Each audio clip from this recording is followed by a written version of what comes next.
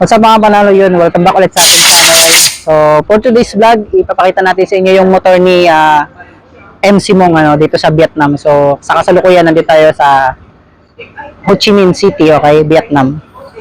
So this one, okay. So ito yung bagong cover set ng pang EBS to, version.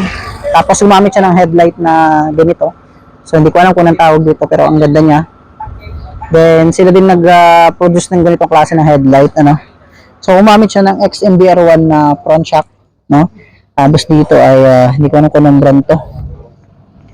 TVT man na nakalagay dito sa kanya rotor disc. Hindi ko alam kung ilang mm 'yan. Kasi itong malupit caliper na to. So almost parang sa mga race bike ng mga like sa R1 ganyan. Then so hindi natin ma-detail masyado. Ang ganda rin ng ginamit niyang RC15 tawag dito. Corsa Corta na kanyang Brembo brake. Then yung clutch niya ganoon din. Same ng brand dito sa kanan. Okay? Tapos yung kanyang mga inner, kung mapapansin nyo, carbon na siya lahat. Okay? So lahat ng inner niya carbon. Tapos pati yung kanyang tender carbon na rin. Then yung grab bar, So carbon na rin siya. Then pati itong mga signal light niya is carbon na din. So ito naman yung ginamit niyang mags, KZR X5, 1.0 yung size. So both yan, mga panalo.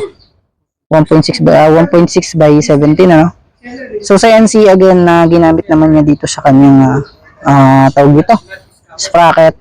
Then naka TRC ng swing arm. So plus 3 ito sa pagkakaalam ko kasi ganyan yung haba niya.